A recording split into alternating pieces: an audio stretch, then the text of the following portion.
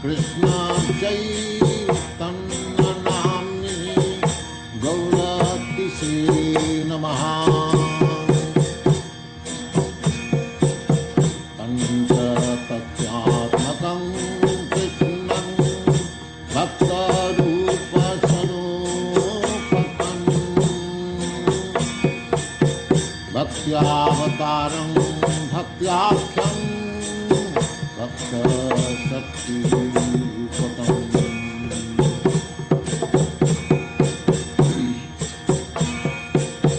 He Krishna Karuna Sindho Deenabandho Jagatpate Gopesha Gopika Kanta Radha Kanta Namastuti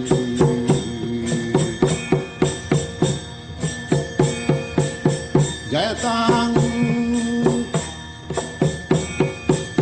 Suratau Pangang Mama Mandar Mate Gati Matsarvasya Padam Bhoj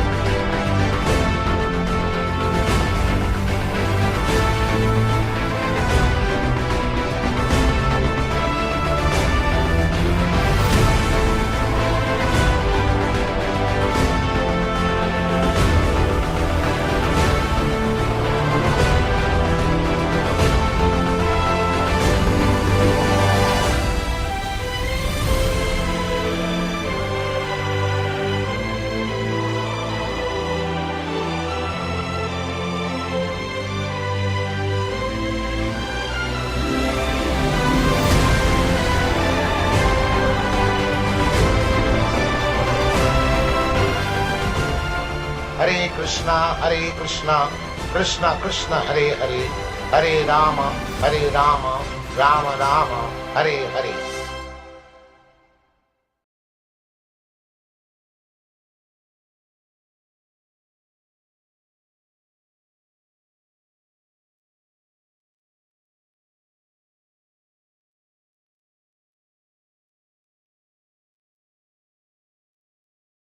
He chose the name Prabhupada Disciples Association because there is so much confusion about who the devotees are. Some people are called Ritviks, which is a concoction.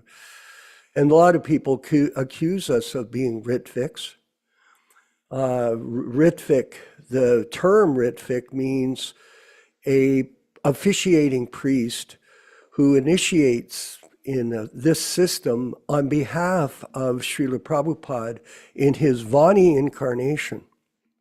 Well, this is a very important point because this confusion in the Vaishnava community worldwide is a very unfortunate because it misleads people, and there is a sinister background behind it of cover-up.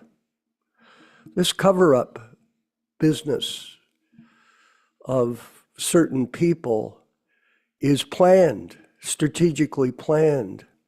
It's not just happens by chance or accident.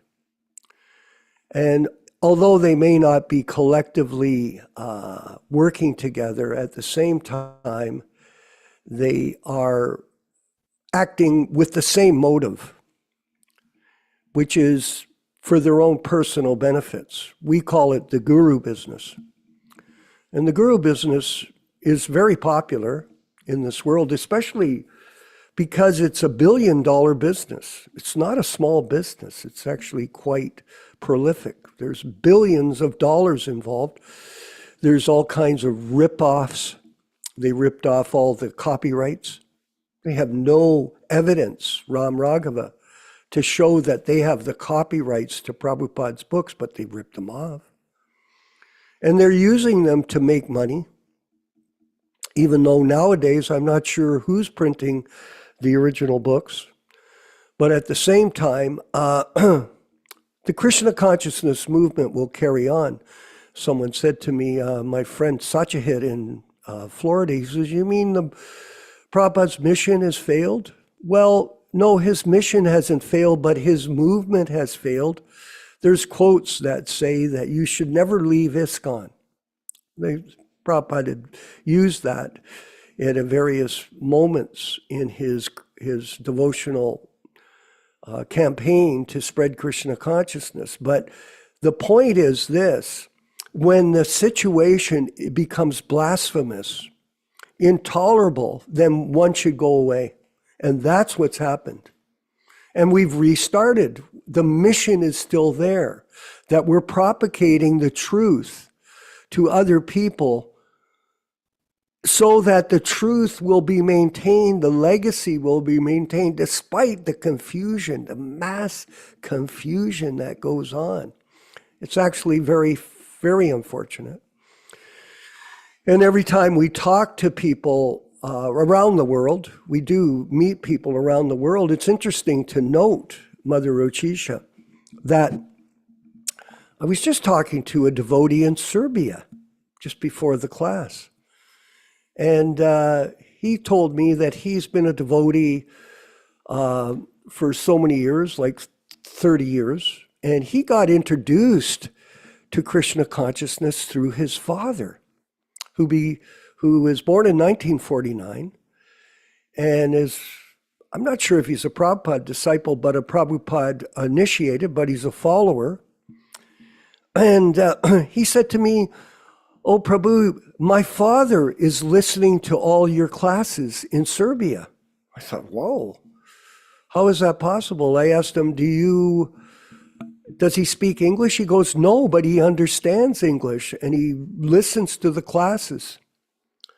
So this is showing that the truth cannot be obstructed by any means. It gradually filters out into the society, and the truth that Prabhupada still lives in his Vani incarnation is still going on with small pockets of people throughout the world. Yes. And it's not destroyed, as I said to Satyajit. It's not. The mission is still there. Lord Chaitanya's mission will go on for 10,000 years. But how will it go? It goes through the Prabhupada Disciples Association.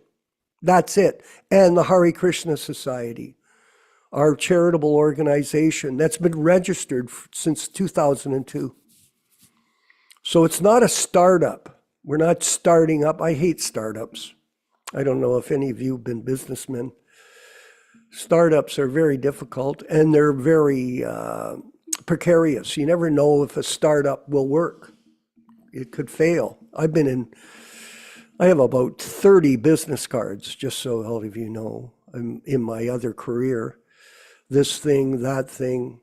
And they come and they go, and there's a failure, and you have to start over again, and you struggle to get going, and maybe it'll work out, and maybe it won't. But most things don't work out, but this is. Why? I'm going to tell this story again for all of you. Prabhupada's, and I constantly repeat it because it's very important for us to get this in our head, what really Prabhupada was saying to all of us.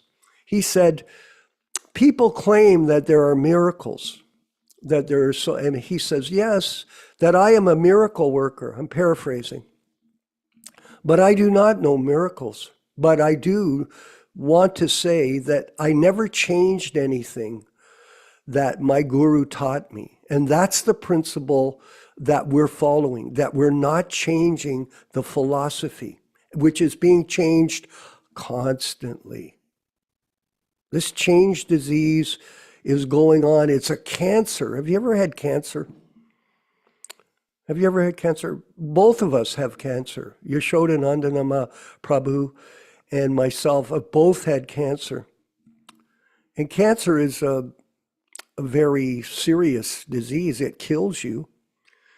Now, fortunately, I had surgery to remove tumors from my urinary bladder, and I've been cured by Krishna's grace. So I could carry on with our service, all of us.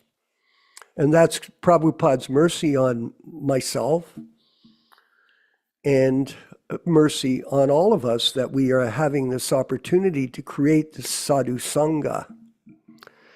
But this cancer of untruth is spreading viciously throughout the world.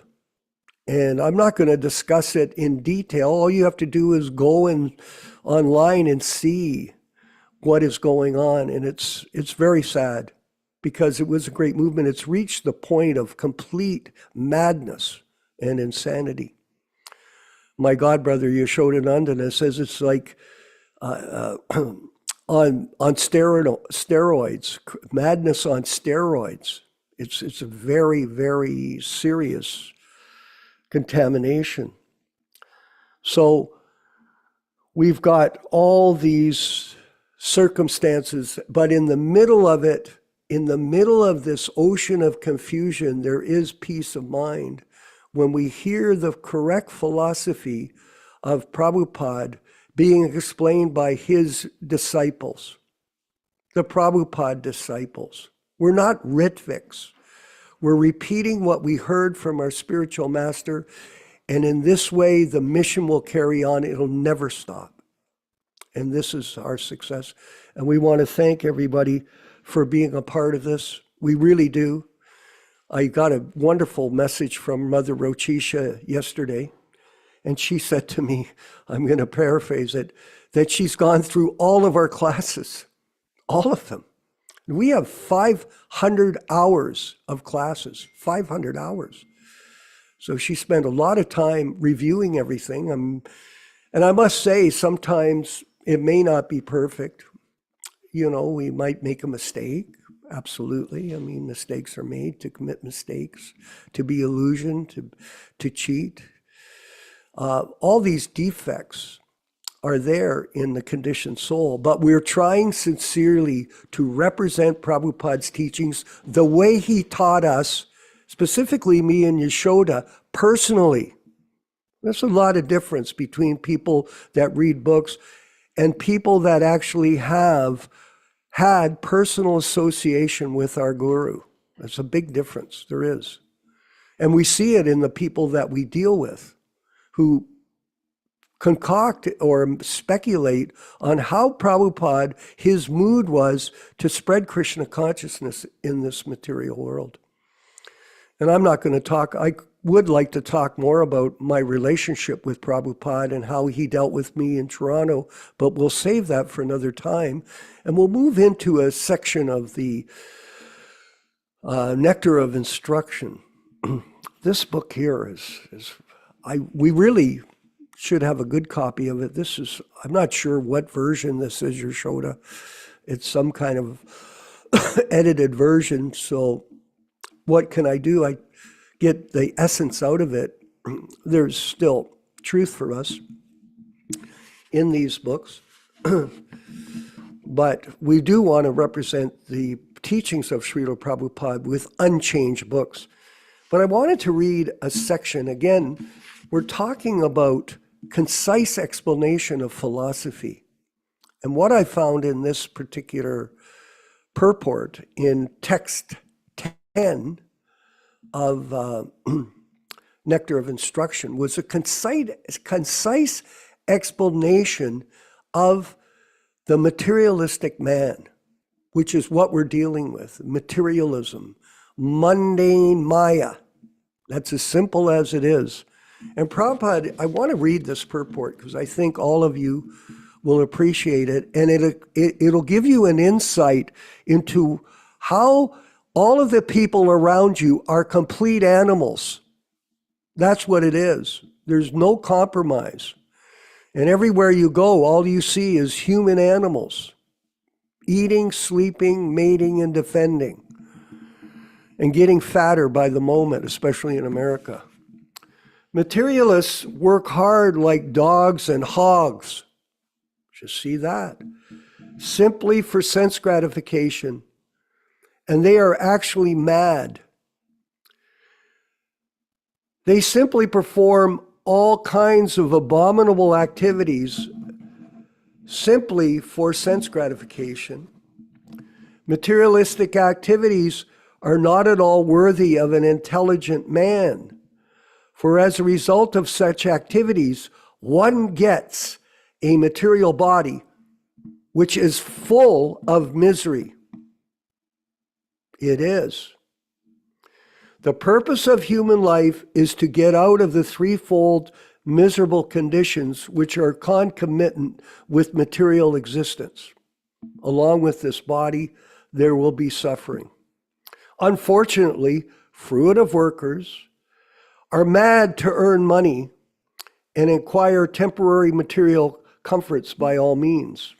It was interesting. Yesterday I had some people visiting, and I asked the one lady, what is her purpose in life? And she told me very simply, my purpose in life is to simply make money and take care of my daughter.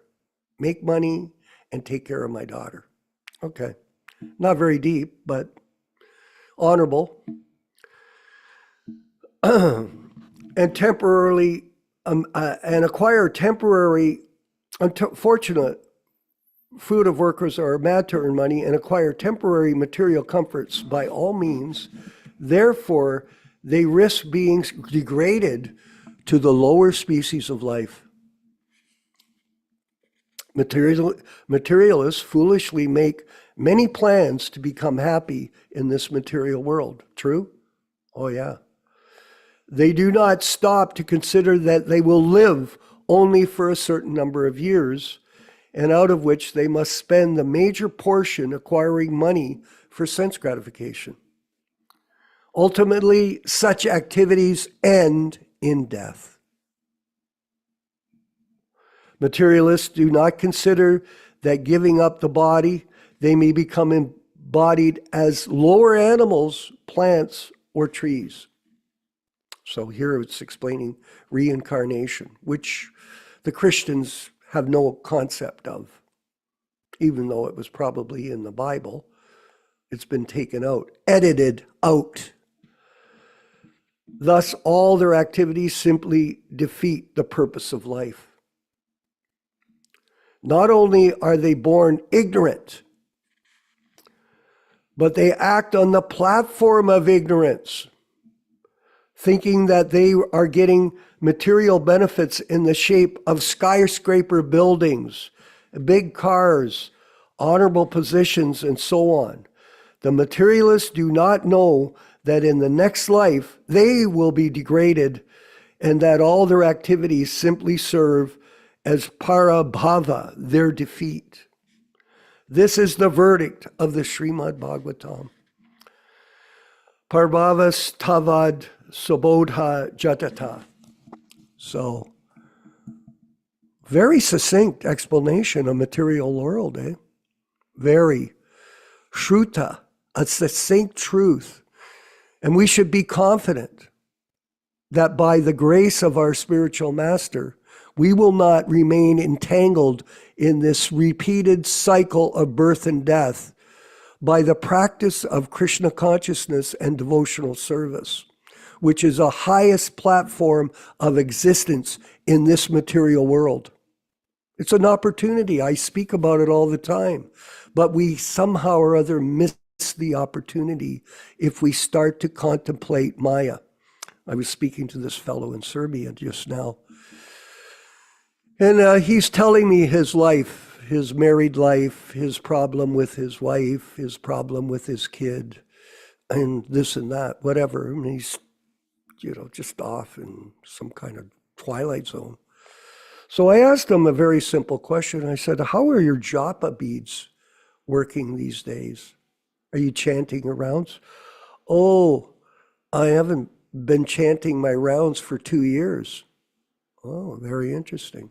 So I said to him, oh, so you're in Maya, huh? You're in total Maya, aren't you? He goes, yes, I am. I said, well, pick up your japa beads and get out of Maya and take shelter of the holy name. And in this way, you'll find peace of mind in this material world of suffering and confusion and hypocrisy and everything else that goes on in the world of illusion. Let's move forward with the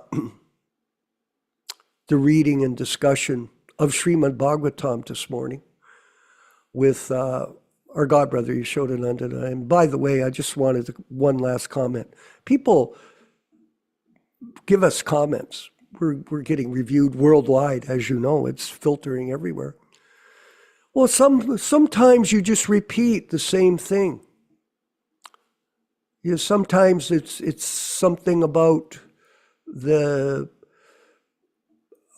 corruption that took place in the early years of Prabhupada's movement. Well, most of you weren't there, so you don't have any knowledge of it anyway.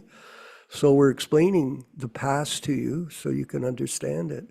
But the real point that we're making is not that we're trying to point out all of these problems, but to expose the problems so that there's no confusion in the minds of our group that Prabhupada is living with us in his Vani incarnation.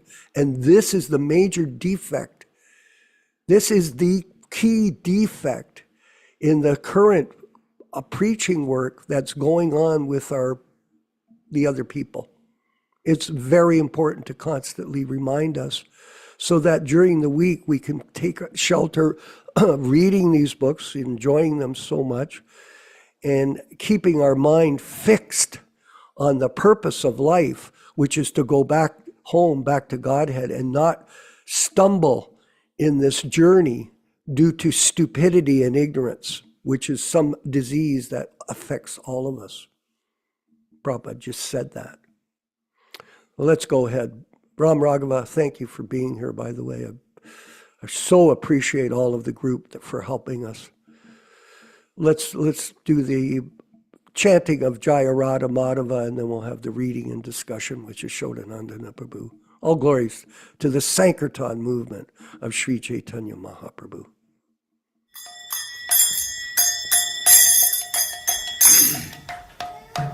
Sai.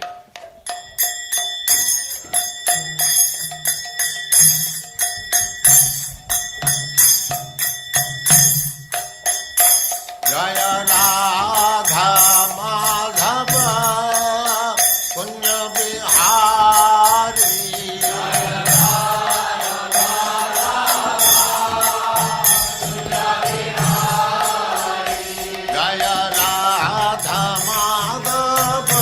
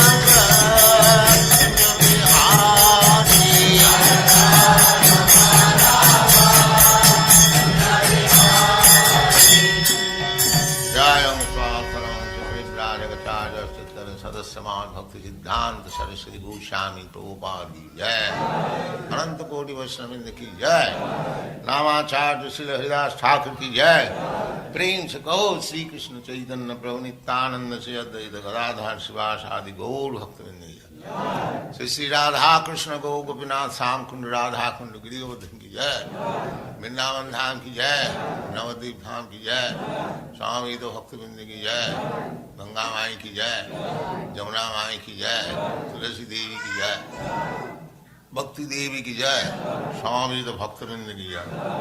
All glories to the assembled Lord. All glories to the assembled Lord. Thank you very much.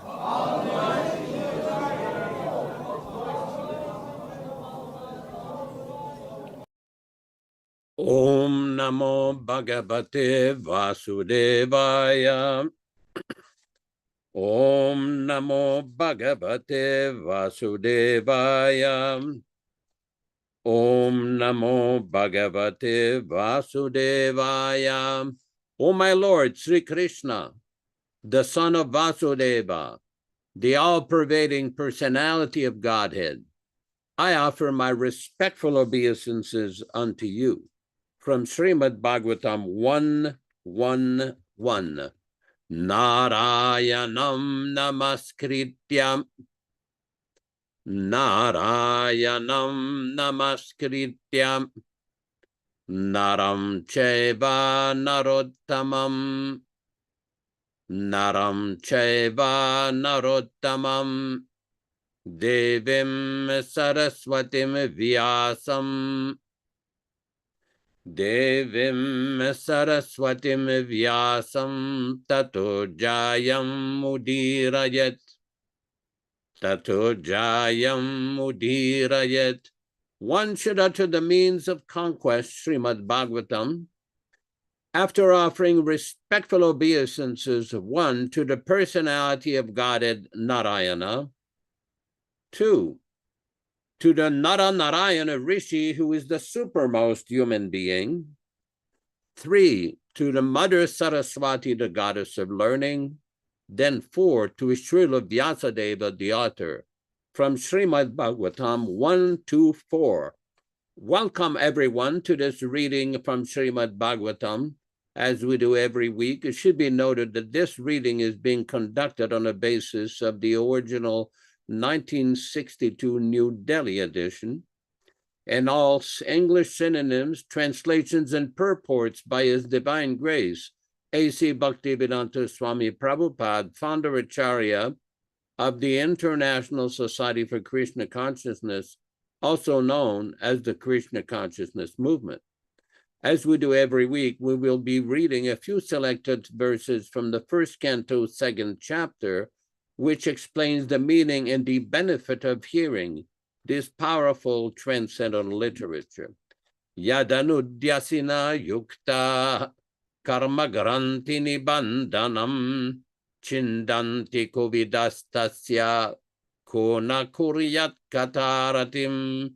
Intelligent persons do cut off the internet of the knot of reactionary work by remembrance of the personality of Godhead. Therefore, who will not give attention to his message? Shushrushoho sradadhanasya vasudeva kataruchihi syan mahat sevaya vipra punyatirtha nishevanat. O the twice-born sages, by serving those devotees who are completely freed from all ranges of vice, a standard of great service is done. And as the result of such great service, affinity in the messages of Vasudeva is made possible. Shrinvatam svakata Krishna punyashravana kirtana hridyantasto yabadrani vidunoti suritsatam. Sri Krishna, the personality of Godhead, who is also the Paramatma in everyone's heart and the benefactor of the truthful devotee, does cleanse the desire for material enjoyment in the heart of the devotee who has developed the urge for hearing his Krishna's messages, which are themselves virtuous when properly heard and chanted. Nashtaprayeshu bhadreshu nityam bhagavata sevaya bhagavati uttama shloke bhaktir bhavati naistiki. By regular attendance in the Bhagavatam class or rendering service unto the pure devotees, all that is inauspicious in the heart of a candidate becomes destroyed almost to nil, and thus loving service unto the personality of Godhead, who is praised with transcendental songs, comes into being an irrevocable fact. Tadara justamo bhava kamalo bhadayaschaye chetaye teranaviddam stitam sattve prasidati. As soon as irrevocable loving service is fixed up in one's heart, at that time the effects of the natures, mode of passion and ignorance, such as lust, desire and hankering, etc., do disappear from one's heart, and he becomes fixed up in the mode of goodness, which makes him completely happy. Evam prasanna manasu bhagavad bhakti yogataha bhagavad tattva vijnanam mukta sangasya jayate. Thus, when one is positively fixed up in a mode of unalloyed goodness, the enlivened-minded man affected by contact of devotional service of the Lord can positively know scientific knowledge of the personality of Godhead in the stage of liberation from all material association. Vidyate hridaya grantis chidyante sarvasamshaya kshiyante chasya karmani drishtaevatmanishware. The knot of one's heart is thus pierced, and all misgivings are cut into pieces. The chain of fruitive actions are terminated along with the seeing of oneself, the dominating factor. We'll proceed with our verse for this week. We are reading from Śrīmad-Bhāgavatam, Canto 1, Chapter 7, text number 1. Sri Saunaka uvacha nirgate narade sutta Bhagavan Badarayanaha Srutavan Stadabi Pretam Tata Kim Makorad Vibhu. Sri Saunaka, of the name Uvacha, said, Nirgate, having gone out, Narade, Narada Muni, Sutta, O Sutta, Bhagavan, the transcendently powerful, Vadarayanaha, Vedavyasa, Shrutavan, who heard, Tad, his, Abhipretam, desire of the mind, Tataha, thereafter, Kim, what, Akarad, did do, Vibhu, the great. Translation: Rishi Sonakan asked, O Sutta, Vyasadeva, the great and transcendently powerful, heard everything from Sri Narada Muni. So after his departure, what did he do? Purport by Śrīla Prabhupāda. In this chapter, the clue for describing Śrīmad-Bhāgavatam is picked up in the matter of miraculously saving the Maharaj Parikshit in the womb of his mother. This was caused by Droni Asvatthama, son of Acharya Drona, who killed the 5 sons of Draupadi while asleep, and for which he was punished by Arjuna. And before commencing the great epic literature, Śrīmad-Bhāgavatam, Śrīla Vyasadeva realized the whole truth by trance in devotion. Brahmanadyam Sri Suto Vacha Brahmanadyam Sarasvatyam Ashramaha Paschime Tate Samya Prasa iti Prokta Rishinam Satravardhanaha.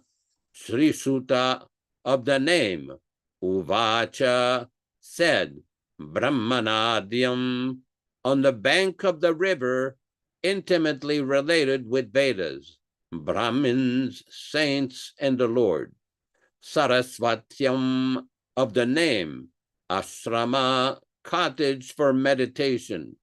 Paschime on the west, Tate bank, Samyaprasa of the name of the place, iti thus, Prokta said to be, Rishinam of the sages, Shatrabardhana, that which enlivens activities. Translation by Śrīla Prabhupāda.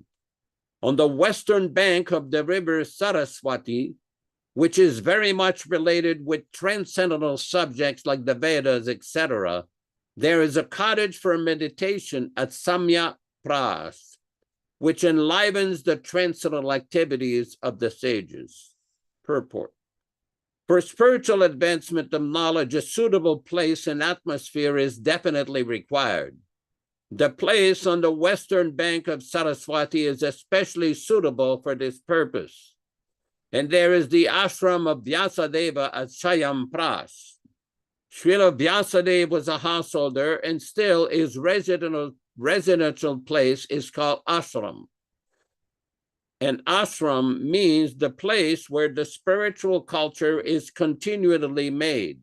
It does not matter whether the place belongs to a householder or to a mendicant. The whole varnashram system is so designed that each and every status of life is called an ashrama. This means that spiritual culture is the common factor for all. The brahmachari, the grihastas, the vanaprasthas, or the sannyasins, all of them belong to the same mission of life, namely realization of the Supreme. Therefore, none of them were less important so far as spiritual culture is concerned. The difference was a matter of formality on the strength of renunciation.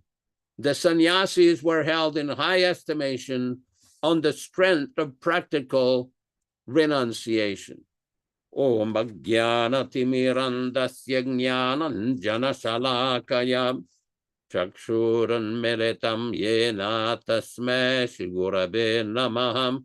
Nama Om Vishnu Padaya Krishna Prestaya Bhutale Srimate Bhaktivedanta Swami Nitinamine Namaste Saraswati Devi Gauravani Pracharine Nirvishesha Shunyavadi Paschatya Deshatarine Bhakti Siddhanta Shishyaya Bhaktivedanta Namine Prasannaya Prashantaya Tasmai Shri Gurave Namaha.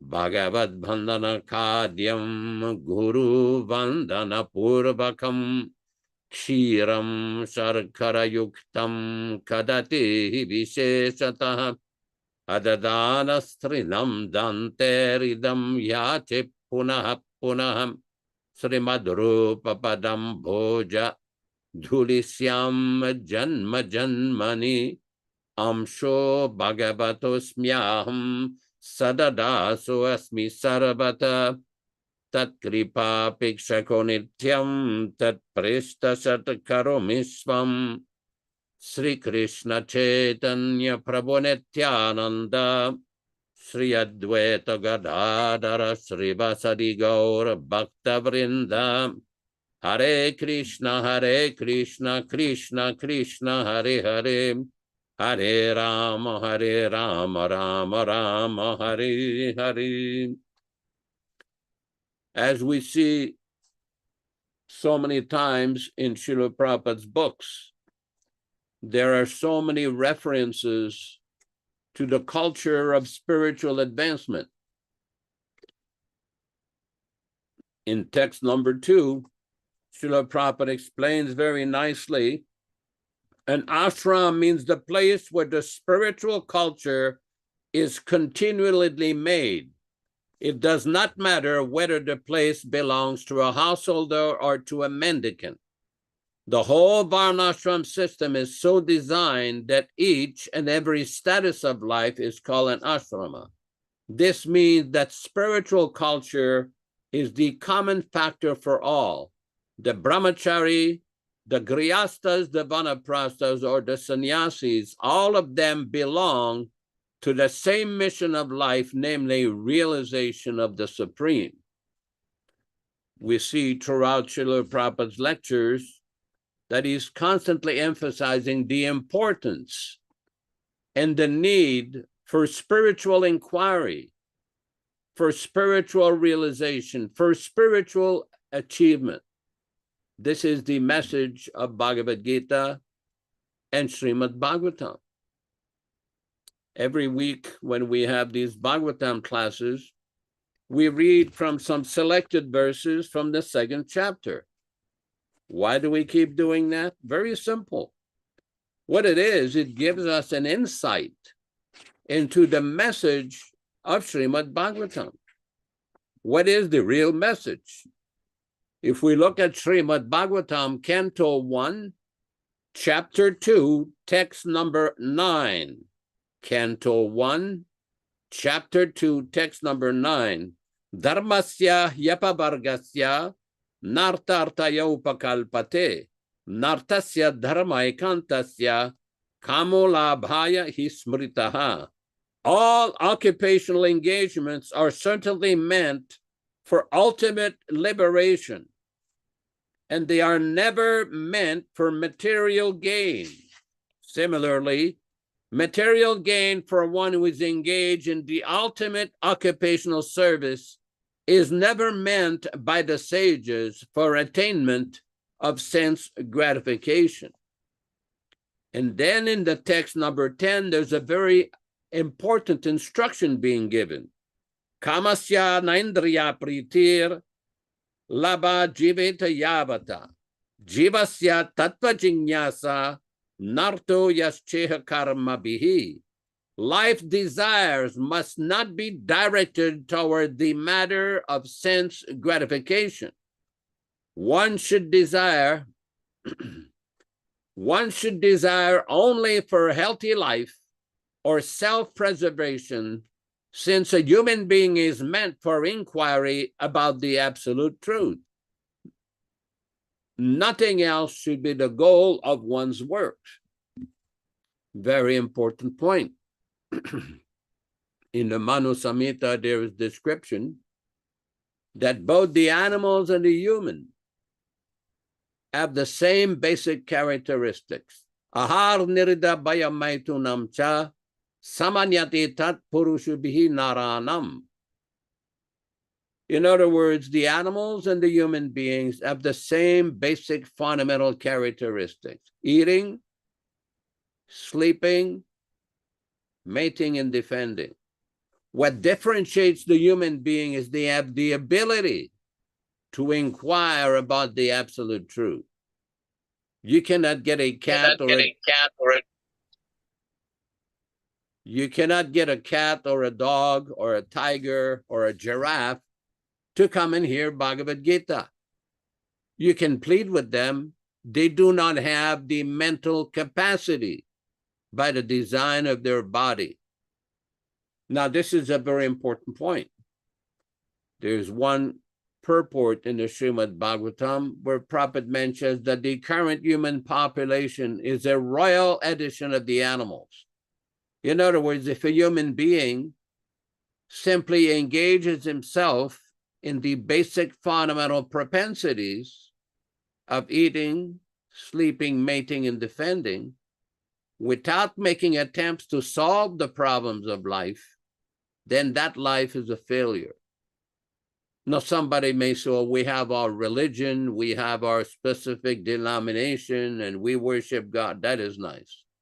What is the result of that denomination? What is the result of that worship?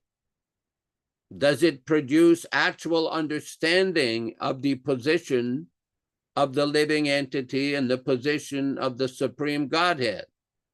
Sentiment is nice, but actual realization of the absolute truth is what is required.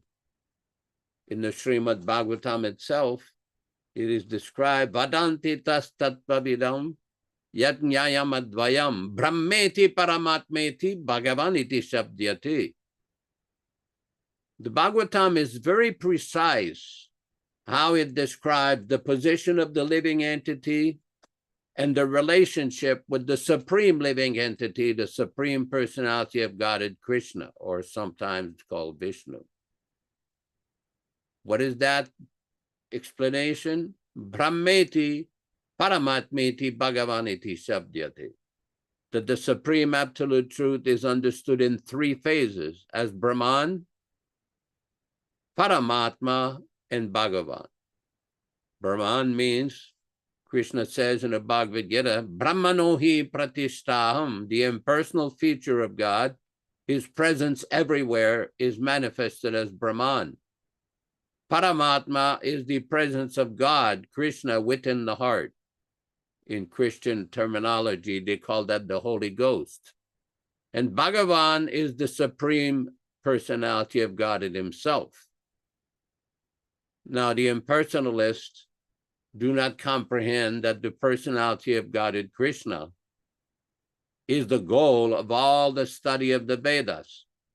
Vedashta sarver evaham, that the purpose of studying the Vedas is to understand Krishna. That is the goal of studying the Vedas. It is not that simply reciting the Vedas like a parrot will bring about some ultimate realization. That is good for those who are doing that. That is very nice. But more important than simply parrot-like recitation is to understand the goal of the Vedas. Vedashta sarvam aham eva vidyaha. One should, here we go. Sarvasya chaham riddhi sannivishto matasmritir jnanam apohanam cha. Vedashta sarver aham eva vidyo vedanta krid vedavideva chaham. Krishna says, I am seated in everyone's heart, and from me come remembrance, knowledge, and forgetfulness. By all the Vedas am I to be known. Indeed, I am the compiler of Vedanta, and I am the knower of the Vedas. Prabhupada explains in the purport, the Supreme Lord is situated as Paramatma in everyone's heart. It is from him that all activities are initiated. The living entity forgets everything of his past life, but he has to act according to the direction of the Supreme Lord, who is witness to all his work. Therefore, he begins his work according to his past deeds. Required knowledge is supplied to him, and remembrance is given to him, and he forgets also about his past life. Thus, the Lord is not only all-pervading, he is also localized in every individual heart. He awards the different fruitive result.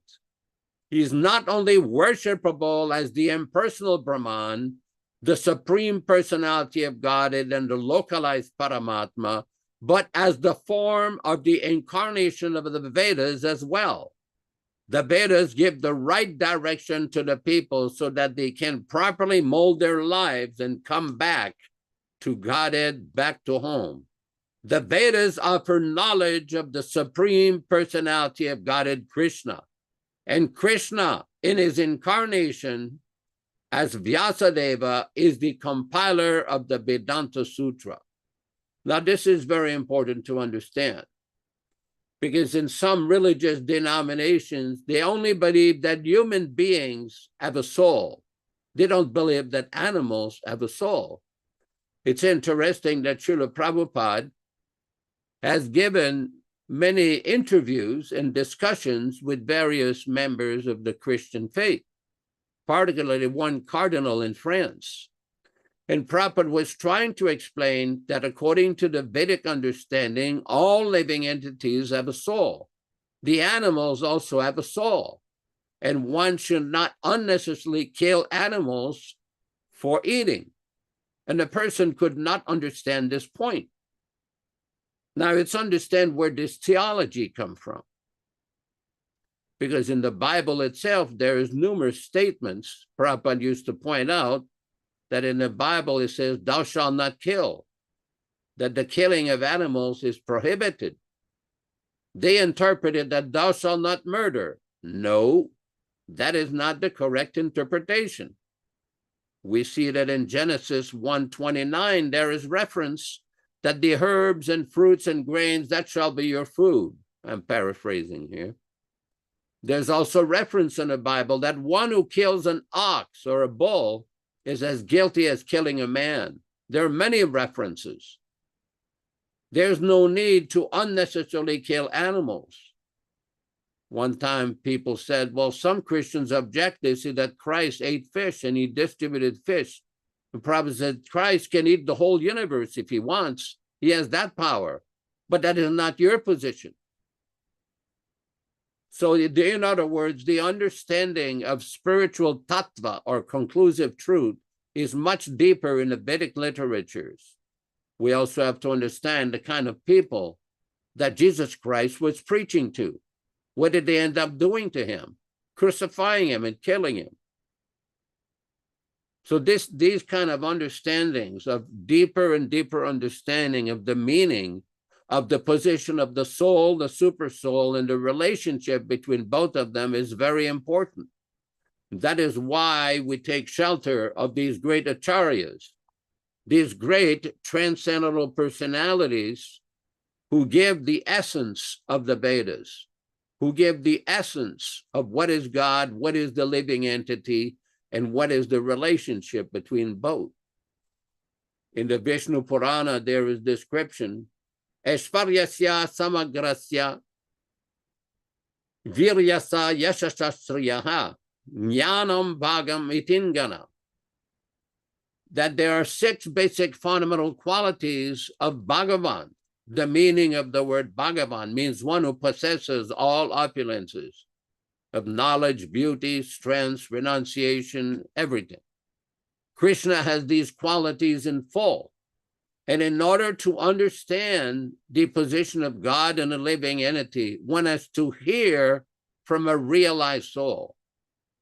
This was the instruction of Sri Chaitanya Mahaprabhu with Ramananda Roy. Ramananda Roy was the governor. Oh, very nice. Thank you for quoting that. Aishvaryasya samagrasya viryasya yasasahasriyaha jnana vairagya yoscheva sannam bhaga itingana, from Vishnu Purana 6.5.47. Bhagavan, the Supreme Personality of God, it is thus defined by Parashara Muni as one who is full in 6 opulences, who has full strength, fame, wealth, knowledge, beauty, and renunciation. So in other words, to understand the position of Krishna or God, one has to understand that he is a person. He has qualities. He has all qualities in full. And he manifested these opulences during his incarnation on this planet 5,000 years ago.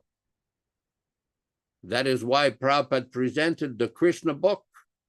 The Krishna book is the translation of the 10th canto of Śrīmad-Bhāgavatam, describing all the activities of Krishna when he was here on this planet. It is a wonderful rendition of the confidential pastimes of Krishna. Very easy to understand, not complicated to understand. Simply one has to give submissive oral reception.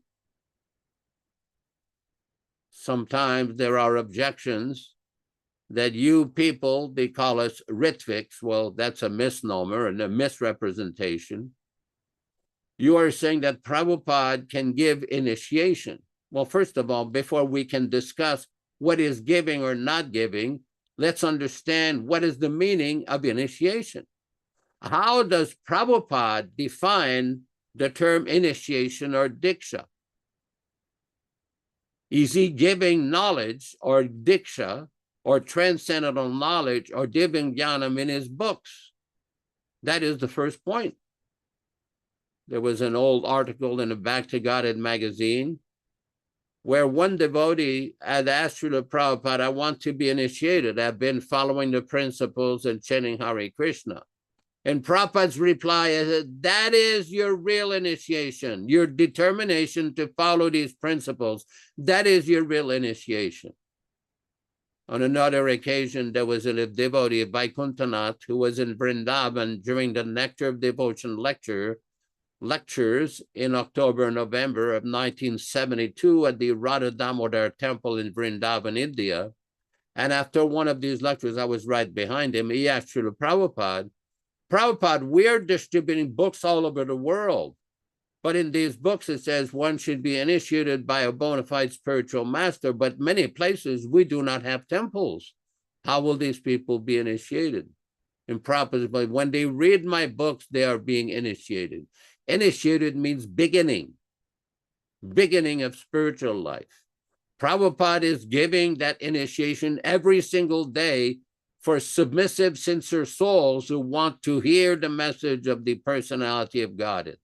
Divyam jnanam yato dadyat kuryat papasya sankshayam tasmad dikshiti saproktes deshikes tatpakovide. Boy, Ram Raghav is ahead of me today. Diksha is the process by which one can awaken his transcendental knowledge and vanquish all reactions caused by sinful activity. A person expert in the study of the revealed scriptures knows this process as Diksha. Notice that Prabhupada didn't just say that Diksha means throwing some bananas or ghee into the fire. That is the ceremony. That is the event of the ceremony. The actual process of Diksha is given here, the transcendental knowledge which vanquishes all reactions caused by sinful activities. The question is Śrīla Prabhupada, the current Acharya of the Krishna Consciousness movement, giving transcendental knowledge through his books every day? We say yes. They say no. They say the anti-Prabhupada party, the anti-Ritvik party, says that you can only get knowledge by the lips of a living person. Oh, really? Why are you reading Śrīmad-Bhāgavatam every day? Why are you having Bhagavatam class and hearing from Prabhupada? Why are you going in front of the Vyasasana singing Janme Janme Prabhu Se Divya Gyan Hriday Prakashita? That is my Lord birth after birth. Why are you doing this? People have to expand their understanding of the teachings of Śrīla Prabhupada, not simply this Vapuvad body consciousness idea. Prabhupada many times stated that Vani is more important than Vapu, but the ATP, the anti-Prabhupada party, or the Vapu party, is trying to tell people that their Vapu is now more important than Śrīla Prabhupada. What is this nonsense idea?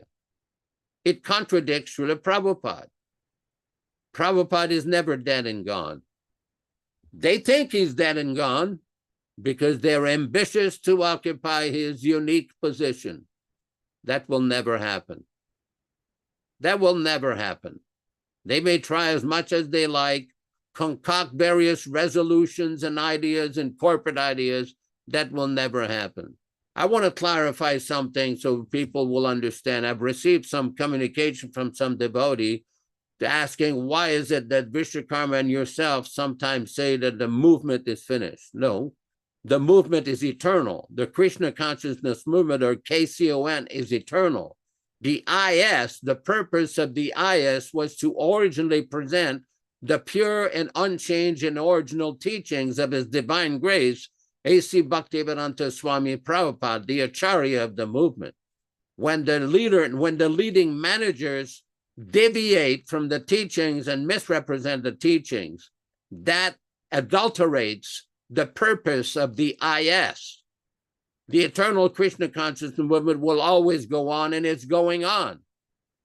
But the deviated party, the ATP party, the anti-Prabhupada party, who is not connected with Śrīla Prabhupada on account of disobedience and concoctions, they have no connection with the original teachings of His Divine Grace. How else can they say that Prabhupada was a worker for hire for their corporation? What kind of nonsense idea is that? That shows you the level of brain damage that some of these individuals have sustained. The Vapuvad problem. Thank you all very much. Back to you in the studio, Vishwakarma. Hare Krishna. Hare Krishna, glories to Śrīla Prabhupada, and thank you for enlightening us on a proper understanding of Prabhupada's mission without adulteration. And I thought today's purport in chapter 7, the Son of Drona Punished, text 2, was very enlightening and illuminating for us as a group to absorb and understand. What is the meaning of ashram? And here it's said that there is the ashram of Vyasadeva at Shamaprasha. Śrīla Vyasadeva was a householder,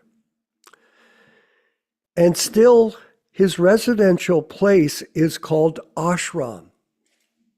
An ashram means the place where the spiritual culture is continually made.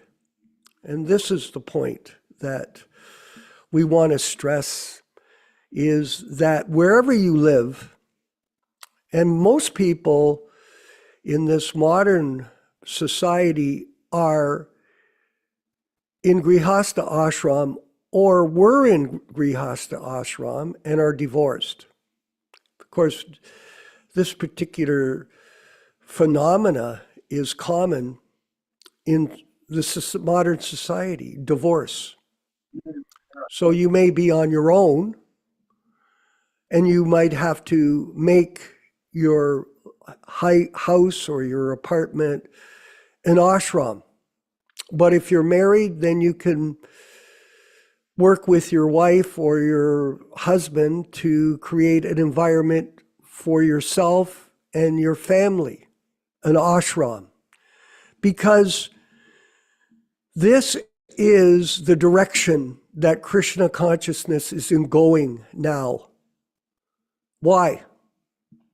Because institutionalization of an organization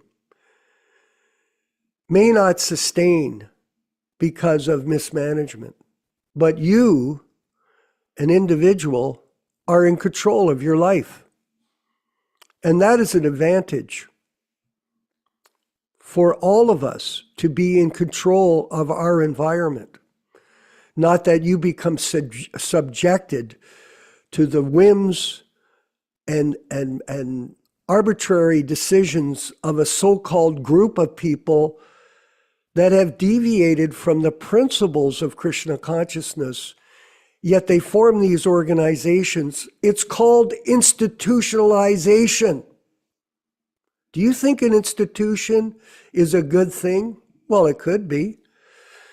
But is it these days? I just want to refer to a couple of subjects here, Ram Raghava. One is the current situation in Italy.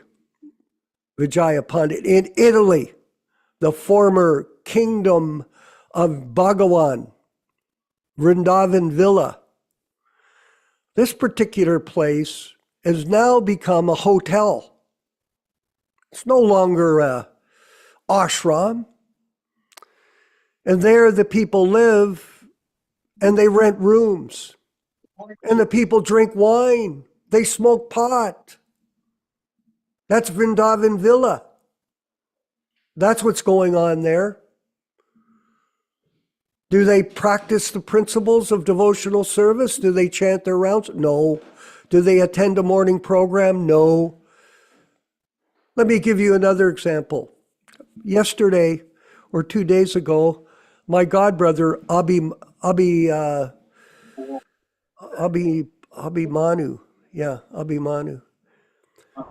he went to the Toronto Temple, which, remember, Toronto Temple, when Prabhupada came in 1976 to visit us, was a glorious victory for the Sankirtan movement. Prabhupada wrote me a letter personally and said, it's a topmost triumph that you've got this building for Krishna.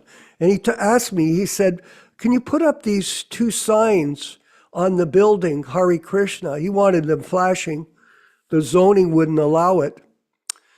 But at the same time, I went ahead and I put up these two signs on both sides of the street, which over 40,000 cars a day drive by and they chant Hare Krishna by seeing that building. Actually, I had two signs.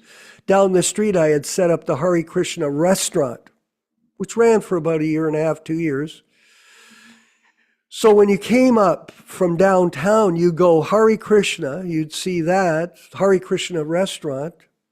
And then you went up another 2 blocks and you'd see Hare Krishna again. So you got half the mantra on one of the main streets in Toronto. So we did that. And the temple was thriving back then. There's pictures of us, the beautiful picture of us with Prabhupada sitting at the front of the building by the sign, International Society for Krishna Consciousness, Founder-Ācārya A.C. Bhaktivedanta Swami Prabhupāda. Yes, it was glorious. He goes to the temple 2 days ago. On his own. I didn't tell him to go. He went on his own. He gets there. There's no receptionist. None. Before, we used to have a receptionist. There were no devotees in the hallways or in the building. Nobody. Somebody in the kitchen cooking in preparation for a wedding. The deity doors are closed. And tables and chairs are set up in the temple room for a wedding. Oh yeah. Nothing there. Empty. What is the value of an institution when people are not using it properly? For Prabhupada told me specifically, now you've got this building, use it for preaching. A preaching center in downtown Toronto, one of the most important cities in the world.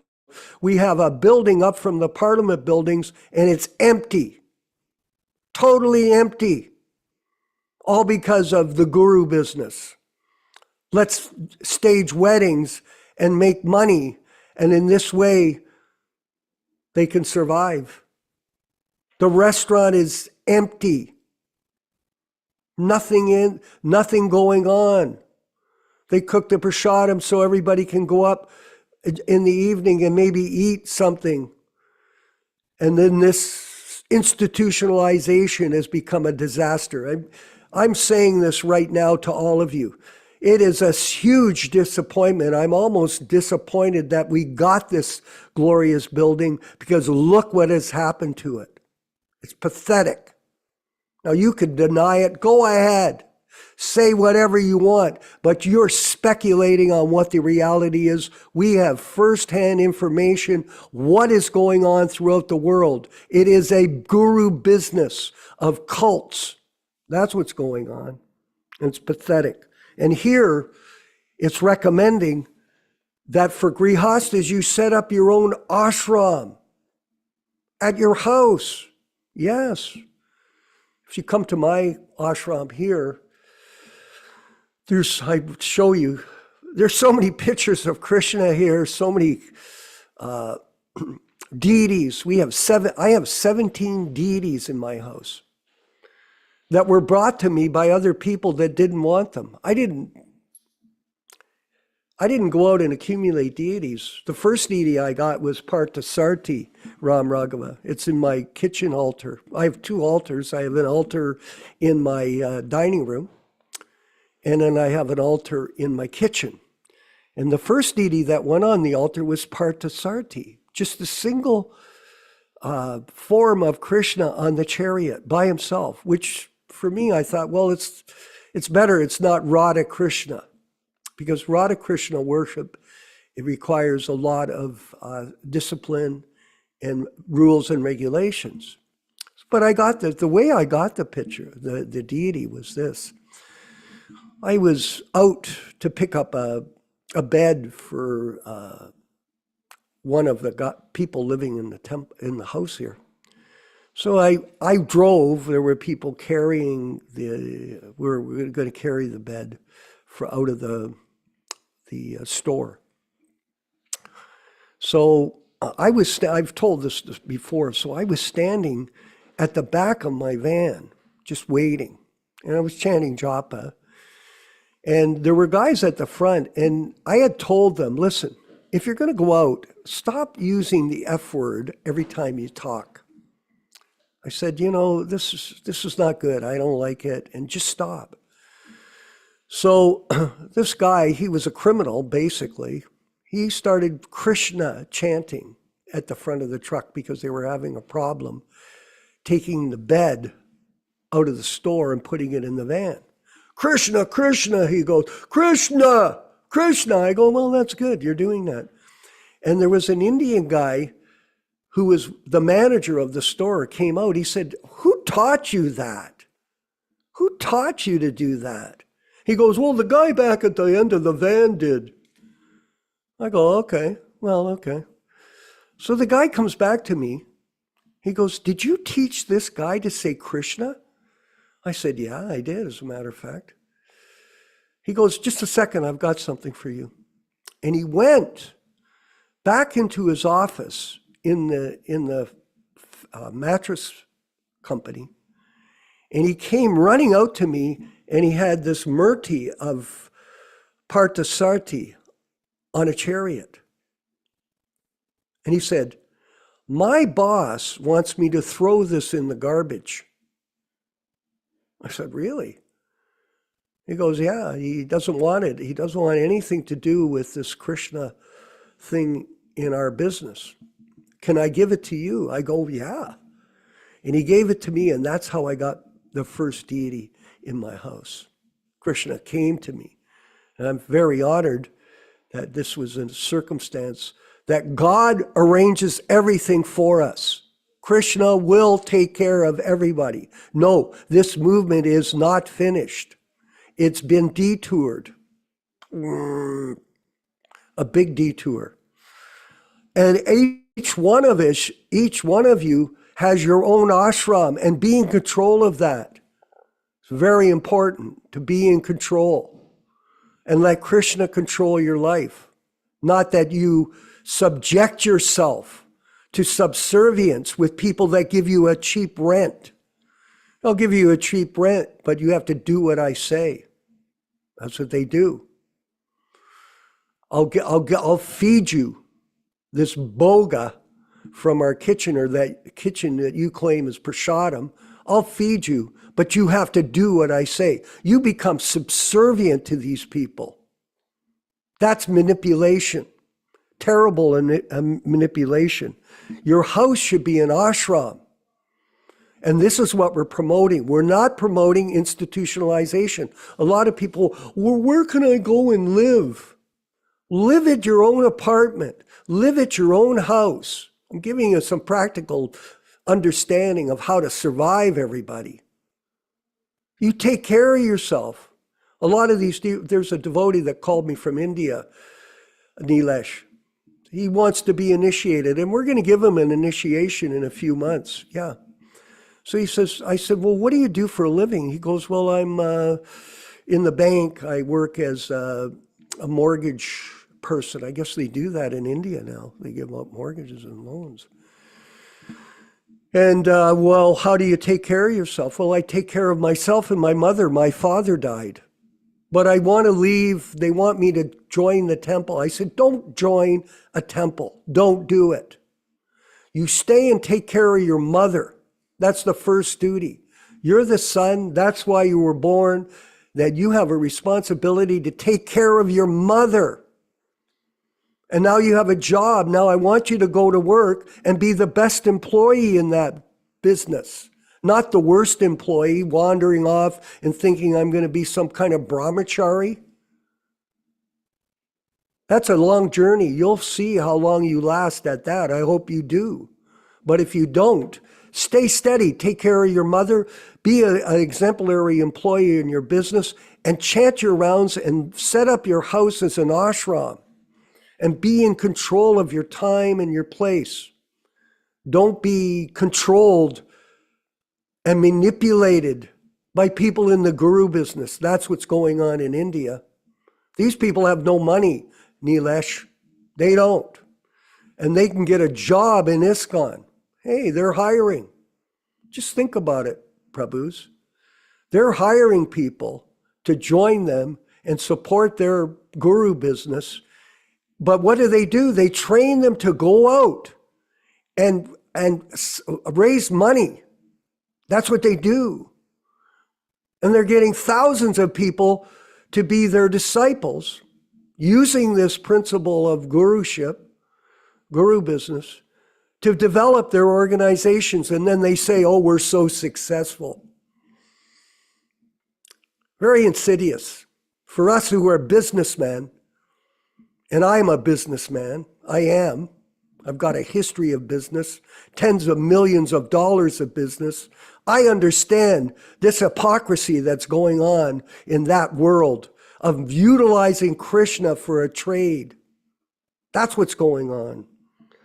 We're going to read a section here from, sorry to get into this, but this is insidious.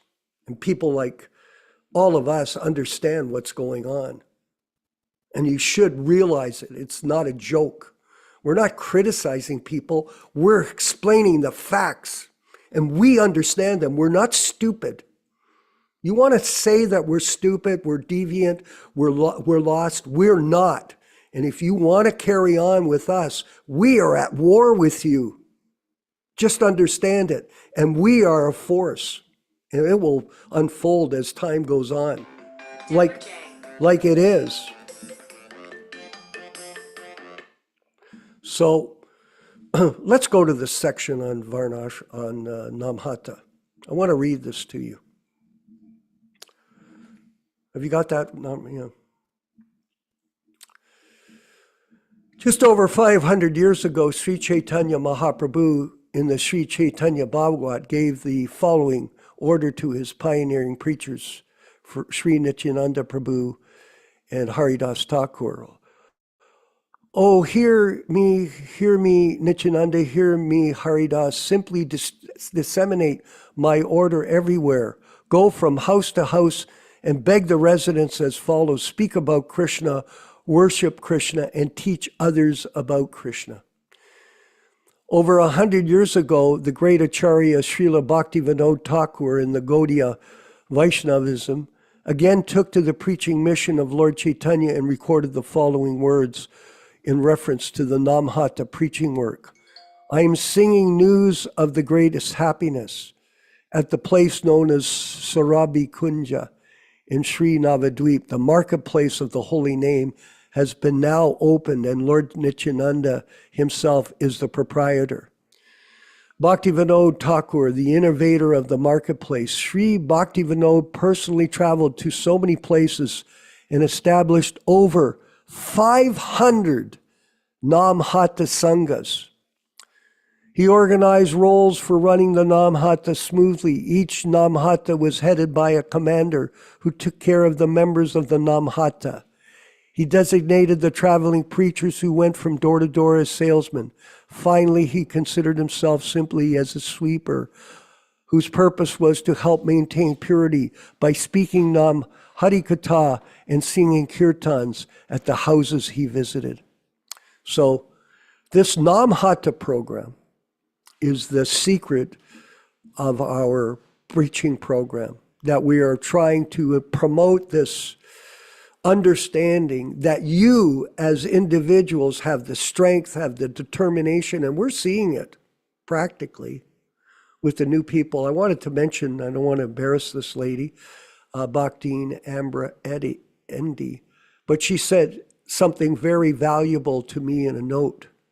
She said, after we sponsored her for initiation, she sent me a note and she said this. Now listen to this carefully, everybody. This, she said to me, this is the greatest moment in my life. That's the kind of situation that we want to promote in the Sankirtan movement of Sri Chaitanya Mahaprabhu, the Namhata program, because institutionalization, as it is seen in the ISKCON group, and if you look at the Catholic Church, that's also a nightmare. is the way of the future for all of us. You become strong, you become determined, you become fixed up on your own. You stand tall, you walk tall in life. You don't walk small. Prabhupada's disciples are first-class human beings. We are not embarrassed. I'll finish. Some people say, well, I don't want to cut my hair. I don't want to shave my head. I'm going to be embarrassed. Maybe in work you might not be able to do it. But if you're not going out to a regular job, you can shave your head. Nobody's going to say a word to you. Not one word. I was at my barber shop, Yaśodā, down in Yotapek the other day. And I go in, the guy loves to shave my head. And it's fantastic. And my barber there, this is a guy from Los Angeles, he really takes pride in the shave. He goes, oh no, I'm already gonna shave your head, and I want to make the clump of hair at the back a little bigger. I said, yeah, we'll fix it up, do that. And it was interesting. I'm sitting there, and there was these Mexican young men there, and he finished the job, and he's looking at me. Oh, okay, now you're perfect. You look perfect. I'm thinking, God, this is amazing. This guy's saying this to me. And then one of the young men who came in, he was a young Mexican guy. He played bass. So we started talking, and I'm a bass player, a professional bass player. So I'm not playing much anymore. But he started to talk to me, and I'm broken English, and we're discussing, and he looks at me, Vijayapanta, and he goes, I really like that tuft of hair at the back of your head. Alex, that's super cool. I just shook my head. I think back in the day where people used to not want to shave their head, there's one sannyasi from Germany, he never shaves his head. And, I used to think, well, people will mock me if I've got this tuft of hair. Nowadays, the style is, every style works. Purple hair, orange hair, pink hair, whatever hair you've got, they go, oh, well, your hair looks kind of, or no hair, or tuft of hair, or this or that. So we should be proud that we're devotees of Lord Chaitanya. And then when people ask us, we can tell them the reason why we shave our head, why we act the way we do, why we speak the way we do, because we walk tall, not small. Don't be afraid of anyone or anything in your life. Just take shelter of Krishna and march in the Sankirtan mission of Lord Chaitanya. And we're going to move forward with our next section, which is the review of the autobiography, the biography of Śrīla Prabhupāda, the unauthorized biography by one of our godbrothers, which misrepresents Śrīla Prabhupāda as an ordinary human being. We're going to go to Yaśodā, and he's going to go through these verses as we carry on with this nectar program this morning. Haribo. Well, thank you for that. We are reading from the Lilamrita Review, part number 3, page number 17. The Lilamrita explain on book number 1, page 164, Abai told him how his business had failed and how he had willingly left his family and was now destitute. In the bottom of the page, Śrīla Prabhupada explains, His Divine Grace writes on the matter. This is in Madhya Lila, chapter 8, text 127. Śrīla Bhaktisiddhanta Saraswati explains that a mundane person being enriched by mundane opulences must always know that the transcendental opulences of the advanced devotee are far more important than the materialistic opulences of a person like himself. In the Śrīmad-Bhāgavatam, canto 5, chapter 1, text 30, Śrīla Prabhupāda explains, in Bhagavad Gita, chapter 18, text 78, it is said that wherever there is the master of all mystic powers, victory, fortune, and all other opulences are present. Devotional service is so powerful. Then Śrīla Prabhupāda explains in Śrīmad-Bhāgavatam, Canto 7, Chapter 10, text number 9, becoming as good as the Supreme Personality of Godhead does not mean becoming one with him or equal to him, although in the spiritual world, the servant is equally as opulent as the master. The master and servant are different, yet equal in opulence.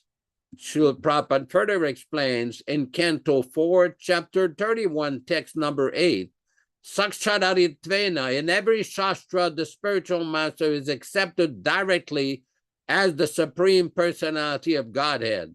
This does not mean that the spiritual master or a saintly person like Narada has actually become the Supreme Personality of Godhead, but is accepted in that way because he possesses the Supreme Personality of Godhead within his heart constantly.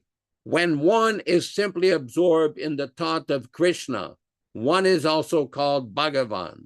Bhagavan possesses all opulence. If one possesses Bhagavan within his heart also, sorry, I lost the spot here. If one possesses Bhagavan within his heart always, does he not automatically possess all opulences also? Just as in Vrindavan, India is actually non-different from Goloka Vrindavana, if we have the purified vision to see it. Similarly, the Kalpa Vriksha desire trees supply all needs and opulences for the completely clean-hearted Goswamis. The Shastra concludes that Śrīla Prabhupada had the same facility wherever he went and at all times in all circumstances. In the TLC, Teachings of Lord Chaitanya, introduction, page 17, is explained, for the common man, it seems very wonderful that the Goswamis could simply live underneath one tree one night and the next tree another night and have everything they needed. Vrindavan is actually experienced by persons who have finished with material enjoyment. Back to you in the studio. Thank you. Hare Krishna. Well, thank you. And I'm noticing here some comments from our friends at Forest Temple. And by the way, Forest Temple, I know you're living somewhere in California there, and you're coming every program. I notice it every time, and it's you know what it is? You're like honeybees that go for the nectar, you know, you're after it. You want it, and you're organizing yourself that you've got this 3-day sadhana program that we are organizing. And by the way, we're planning to expand the program, just so you know.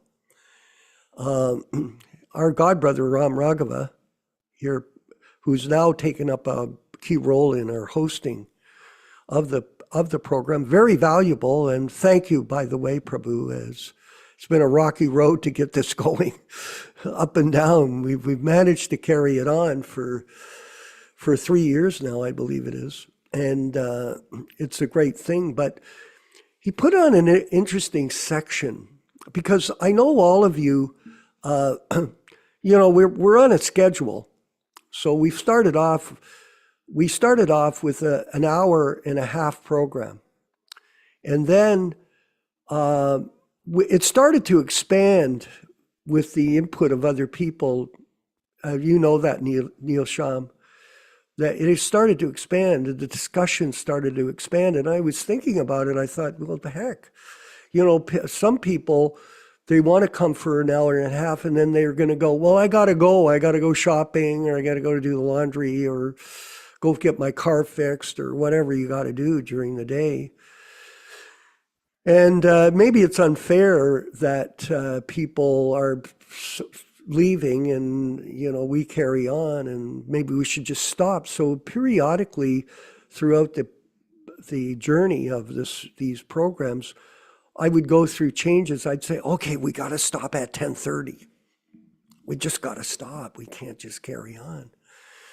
And then it ends up, it goes longer, and I'm going, well, okay, well, I guess let's discuss it. So technically speaking, I was trying to run it as a 9 to 10:30 program. And then nowadays it's continuing on the discussion. Okay, is it a good thing? Yeah, it's a good thing, because some of us are not stuck in a timetable for whatever reason. We're a little free and able to function like that. And I thought, well, okay, well, if people have to go at 10:30, that's okay. Go ahead, you did what you could, and we'll see you in the next program. But some people want to stay on, and people do stay on. And it gets interesting. We go into these different sections of the philosophy based on people's interest, because a lot of you have questions. You want to talk about things. You want to discuss Krishna consciousness as a group, and it's a good thing. So it went on like that, and then nowadays, are the programs going beyond 10:30? But if you have to drop out, understandable. But the people that want to stay on, let them stay on, and we're talking. And then eventually I get to a point, I go, well, okay, well, let's end it, because there's a time and a place. And then Ram Raghava put on this chant after the class.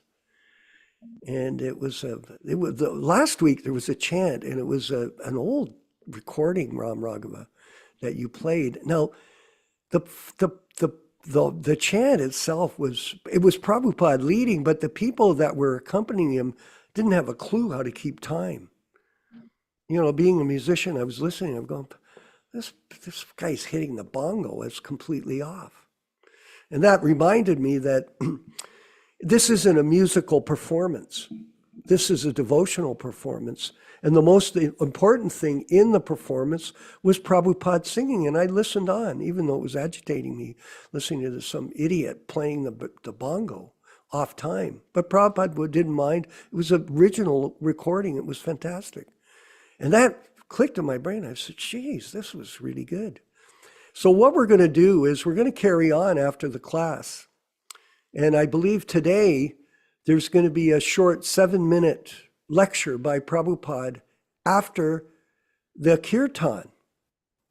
So this will be after the discussions, and it'll carry on.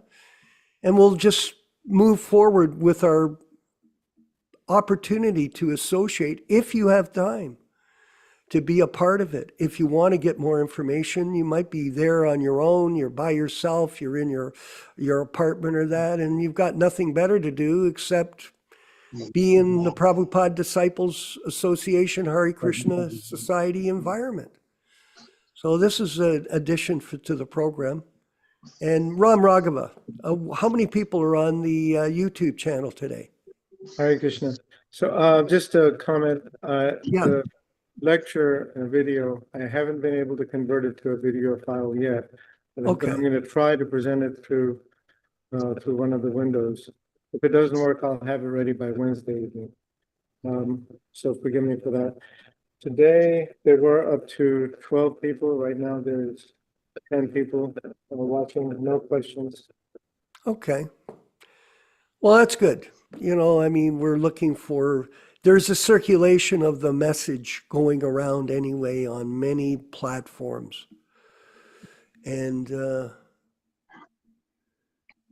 here's, welcome to ISKCON Inc., a corporation where everything is getting to be corporate, and His Divine Grace is a paid scribe as per some individuals. Here's what Dayachanda told me at his cow sanctuary on the Big Island. Those guys are all paid workers, as they wouldn't stay. It's very sad indeed at ISKCON, he meant. So that's a comment from Forest Temple. They're staying in the forest. I guess that's the idea. The temple is the forest in their environment. So like I said, it's great that you're coming. And then this further comment. Yeah, it's a changed world, and that's why we're promoting the Namhata program. Dharma Bhavana, are you with us? I don't see you on the screen. Is he on the program? Dharma Bhavana, our friend in Dallas? No. He was, but he left, I think. Okay. Okay, we'll go on with, I don't see, Vijaya Pandit, maybe you can make a comment here on today's program for us. And this. Ok, allora la prendo anch'io, dai. Is it working? Sì. Your mic? Go ahead. Go ahead. Speak up. Go ahead, please. Siccome c'era questa amici che io non Vijay Pandit Prabhu, you're on, you can talk. Scusa, un secondo solo. Yeah, go ahead, please. Please speak up. Tell us about Villa Vrindavan, if you could. Do you know Sorry, anything Prabhu. about I had that? my microphone on. Yeah. I'm here visiting a family, devotee family, and the wife is very, very sick, and she participated for the first time to the lecture. And her husband is Dhritiman Prabhu. Okay. So sorry, for mistake I switched on the microphone. Don't Sorry. worry about She was that. talking to me. Sorry. Did you listen to the class? Yes, I translate them, the class, both of them, because they don't speak English. They don't understand English. Okay, so make a comment on the program. Go ahead. A comment. Yeah, make your comment, please. Hurry up. Sorry, I'm just Yeah. get going. Think. Go ahead. My comment is that by the mercy of Śrīla Prabhupāda, it's for sure by the mercy of Śrīla Prabhupāda, I gave up many years ago to follow those who think to represent Śrīla Prabhupāda. And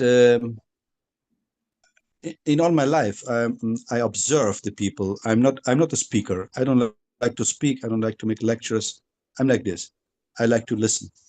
So if you listen, and you see the people, the behavior of the people are not parampara, okay, Krishna will give you the intelligence to understand whom to follow. So by the grace of Śrīla Prabhupada, finally came this message to me, and he told me, don't follow them anymore. Search for people that speaks about Śrīla Prabhupada. And by the grace of Śrīla Prabhupada, I found in an email address of Yaśodā-nandana Prabhu. Suddenly, I was looking in the internet, and I found the email address of Yaśodā-nandana Prabhu, and I contacted him. And from that day, I never stopped to be in association with his great devotees and yourself. Sorry, I know that Yaśodā-nandana don't like that I say these things. Forgive me, Yaśodā-nandana. And and I will never change. I know that I am in the right hands. I will not follow anymore this kind of business that they do in the name of Śrīla Prabhupada. They are using Śrīla Prabhupada as a flag to call the people to the temple, and then they do what they want to do with these people, not what Śrīla Prabhupada wants do. So, and this is really a criminal act against your guru. So I'm happy to be in this group, and I hope all the people in this group will follow the same path. That's it. Sorry, Prabhu. I was not prepared to talk. Very well spoken. You know, I mean, you're speaking from the heart, and you're a very sincere devotee, and it's a very valuable thing that we have good people with us. We may not have 60,000 followers paid by the institution. That's what's going on specifically in India. They have thousands and thousands of people. They don't have a job. Just think about it. You go advertise. You can join a religion. Oh, really? Yeah. What's the biggest business in the world? Religion. How rich is the Vatican? Nobody can estimate the trillions of dollars they control. Nobody. This is a very interesting, Hare Krishna, this is a very interesting phenomena. You can hire people to go out and sell books, and you give them rental, you give them food, you give them vehicles, you give them some money. It's apparent that this particular system is working and it's very successful. And people look at us and go, well, you're not successful. You don't have all that money. But we have the truth. That's the fact of the matter, is that Krishna Katha, the discussion of Krishna from the lips of the pure devotee in his Vani incarnation, is the greatest treasure in the world. Nothing more valuable than anything you can possess, including rough diamonds. I used to be in the rough diamond business. I went to Kinshasa in Angola, in Africa. I stayed there for 6 months. Very dangerous country. A really stupid move by myself, I must say. But I had the best rough diamonds you ever seen in your life in my hands. But what's more valuable is the diamond of truth from Śrīla Prabhupāda that he's given to us, and we're preserving in this Krishna consciousness mission to protect his legacy from adulteration and contamination. Krishna Katha, can you speak on the phone? Yes, Hare Krishna. Go ahead, please. Go ahead.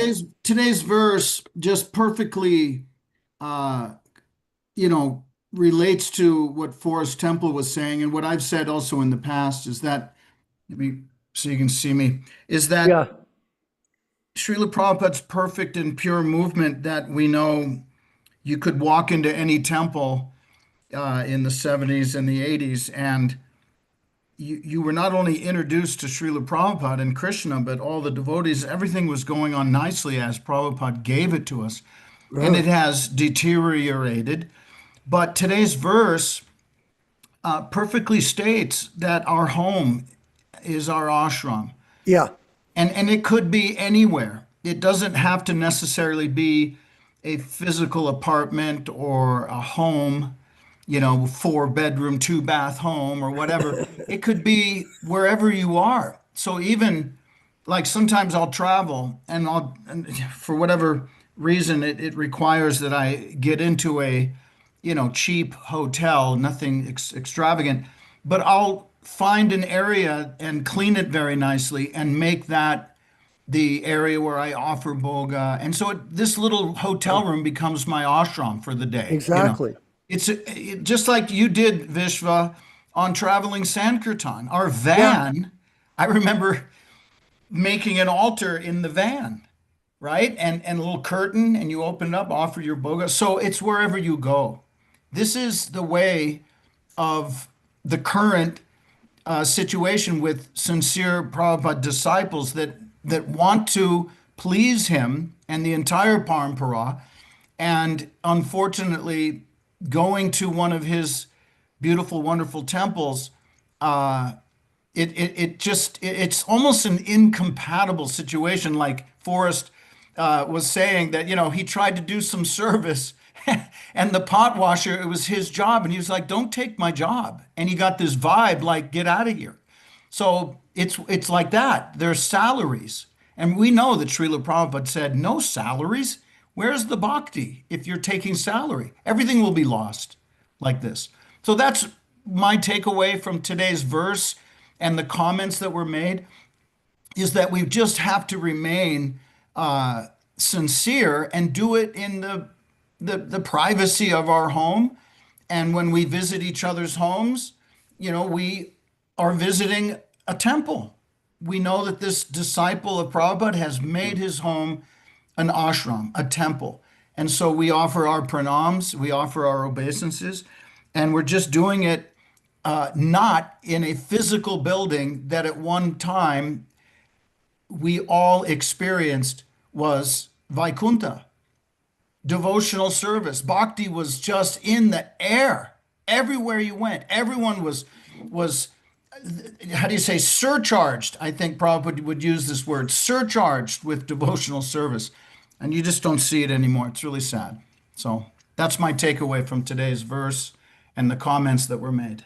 Actually, it's a very astute observation. And I had an experience, Ram Raghava, yesterday or 2 days ago with a lady that came to visit the house with her children. And she looked at me, she saw that I had my Sika, and she goes, "Hey, I never see the Hare Krishnas anymore. What happened to them?" That's a common observation by many people, that we've disappeared. And this is, part of it is the Hinduization of the North American movement, where it's focused specifically on gathering money from people that are from India, that are Hindu, that have jobs that are somewhat successful, and the focus is on them because they have the dakshin, they have the money, and they want to maintain their spiritual life like the Christian church. You go to church on Sunday, you give a donation, you pretend you're spiritual, and you go home and you live in Maya. So this is what's happened. Forest Temple. Prabhu, can you speak? Is the microphone available where you are? Maybe you can make a comment. Go ahead, please. Speak up. Forest Temple, your microphone is on. I turned your microphone on so you can talk. Go ahead. Forest Temple. Go ahead, please. Hopefully you can speak. Maybe the mic doesn't work.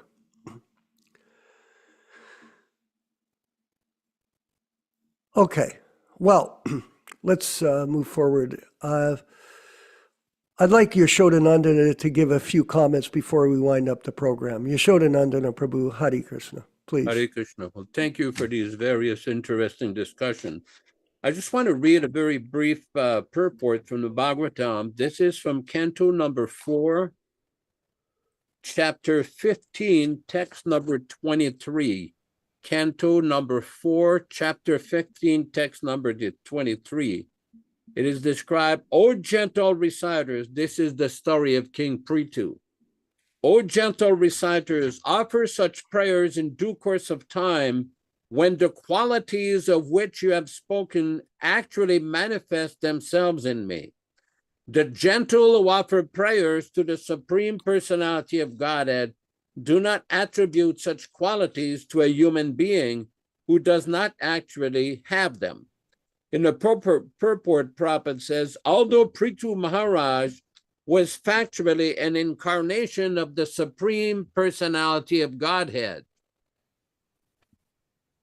he rejected those praises because the qualities of the Supreme Person were not yet manifested in him. He wanted to stress that one who does not actually possess these qualities should not try to engage his followers and devotees in offering glory for them, even though these qualities might be manifest in the future. If a man who does not factually possess the attributes of a great personality engages his followers in praising him with the expectation that such attributes will develop in the future, that sort of praise is actually an insult. This is a little message for those who think that they're on the level of the sum total of all demigods and on the level of Nikunja Yuno. Take notice from Śrīla Prabhupāda. Thank you very much. Hare Krishna. Okay, well, thank you everyone for attending today's program. It was very enlivening for all of us, I know it. And we're getting worldwide recognition from people who are attending the program through the social media world, which is a very powerful medium. People would say, well, you didn't go out on the street yesterday and stand at the corner with a bunch of homeless people. Because that's what you find downtown in most of these cities now. You go there's a bunch of people looking around to get something. We're using our intelligence, everyone, to cultivate people in your warm market, Pier Angelo, the people that you know, that you work with, that you associate with, that are your friends, who are not devotees, but they're interested, because otherwise, why would they be around you if they weren't interested in you? They're interested in you, but if you speak to them intelligently and articulately and maturely from a Krishna conscious point of view, you'll be able to influence them in a positive way, and this will continue to advance the Nam Hatha program that we're talking about here. This is a scientific approach to preaching Krishna consciousness based on the principles of networking. Networking. Your warm market to start, and then you go from there. All glories to Śrīla Prabhupāda. Lots said today, lots to think about as we march along, and pray for each of one of us that we can sustain ourselves in this effort to protect the legacy of Śrīla Prabhupāda as his humble servants. Maya is everywhere, everyone, and it's attacking all of us all the time. To protect Krishna and the association that we are trying to get by our sincere surrender to our spiritual master, A.C. Bhaktivedanta Swami Śrīla Prabhupāda. Haribol. We're going to go ahead with the chanting of Hare Krishna led by Śrīla Prabhupāda. Listen to the chant along. And then after that, we'll have our closing remarks, and you'll see all the credits on the screen. We're going to be revising those very soon with the help of Shiv Narayan. And then we're going to, after that, whatever Ram Raghava's got conjured up, you can stay on board if you want and enjoy the transcendental atmosphere that we're disseminating here online to Prabhupada Disciples Association, Hare Krishna Society. All glories to Śrīla Prabhupada. Hari Bol. Hare Krishna, Krishna Krishna, Hare Hare, Hare Rama, Hare Rama, Rama Rama, Hare Hare. Hare Krishna, Krishna Krishna, Hare Hare, Hare Rama, Hare Rama, Rama Rama, Hare Hare. Hare Krishna, Krishna Krishna, Hare Hare, Hare Rama, Hare Rama, Rama Rama, Hare Hare. Hare Krishna, Krishna Krishna, Hare Hare, Hare Rama, Hare Rama, Rama Rama, Hare Hare. Hare Krishna, Krishna Krishna, Hare Hare, Hare Rama, Hare Rama, Rama Rama, Hare Hare. Hare Krishna, Krishna Krishna, Hare Hare, Hare Rama, Hare Rama, Rama Rama, Hare Hare. Hare Krishna, Krishna Krishna, Hare Hare,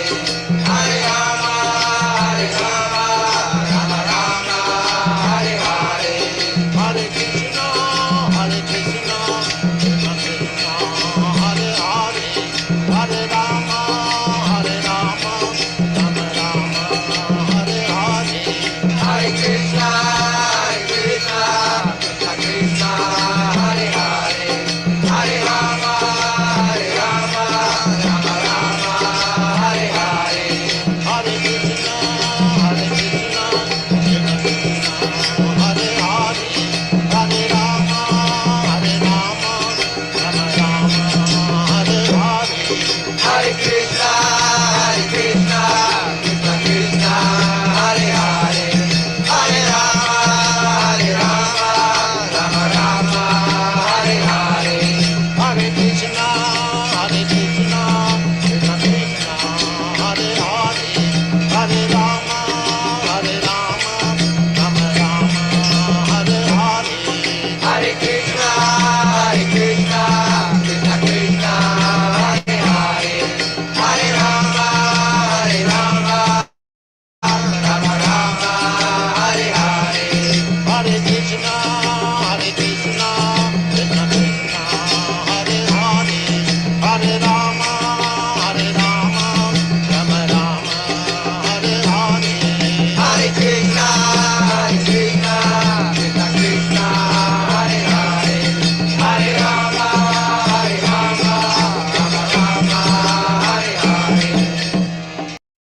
Let us offer our respectful obeisances to all the assembled Vaishnava devotees.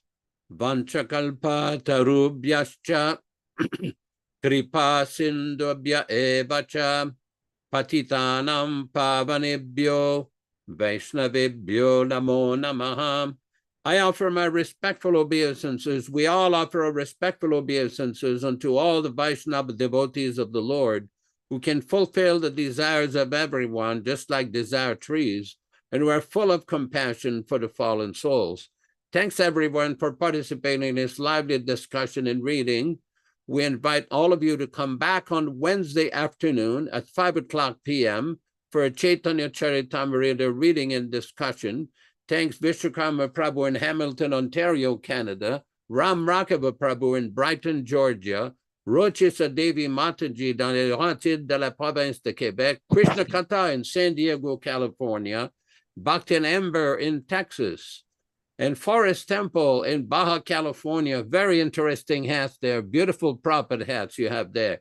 Vijay Pandit in Italy, Cantadas in Trinidad, Triloka Vijay in Alachua, Florida, and everybody participating. Not to forget our good friend Rupa Goswami in Mumbai, India, and Shiv Narayana Prabhu in Japan, and everybody who attends the program. Thank you for your participation, your comment. Please stay with us with another lively kirtan with some nice Vaishnavas from Jamaica. Thank you so much. Hare Krishna, Hare Krishna. Hare Krishna, Krishna Krishna, Hare Hare, Hare Ram, Ram Ram, Hare Hare. Hare Krishna, Krishna Krishna, Hare Hare, Hare Ram, Ram Ram, Hare Hare. Hare Krishna, Krishna Krishna, Hare Hare, Hare Ram, Ram Hare Hare. Hare Krishna, Krishna Krishna, Hare Hare, Hare Ram, Ram Hare Hare. Hare Krishna, Krishna Krishna, Hare Hare, Hare Ram, Ram Hare Hare. Hare Krishna, Krishna Krishna, Hare Hare, Hare Ram, Ram Hare Hare. Hare Krishna, Krishna Krishna, Hare Hare, Hare Rama, Rama Hare Hare. Hare Krishna, Krishna Hare Hare, Hare Ram, Ram Hare Hare. Hare Krishna, Krishna Hare Hare, Hare Ram, Ram Hare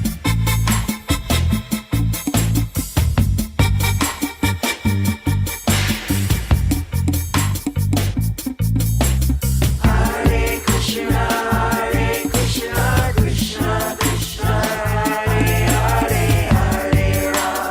Hare Krishna, Krishna Hare Hare, Hare Ram, Ram Hare Hare. Hare Krishna, Krishna Hare Hare, Hare Ram, Ram Hare Hare.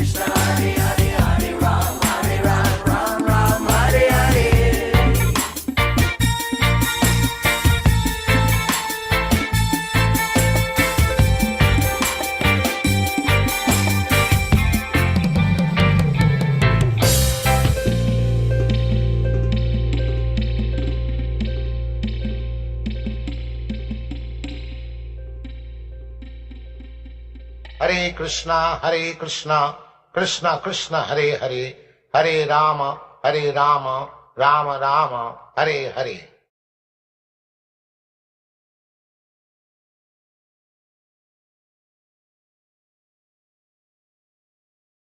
Om Namo Bhagavate Vasudevaya. Vandeham Shri Guru Shri Juta Padakamalam.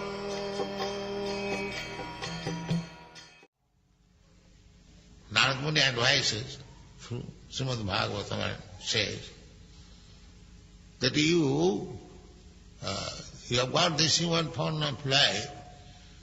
Now you have no necessity for finding out where is your food, where is your shelter, where is your sex satisfaction, where is your defense. This is not your problem. You should try for that thing.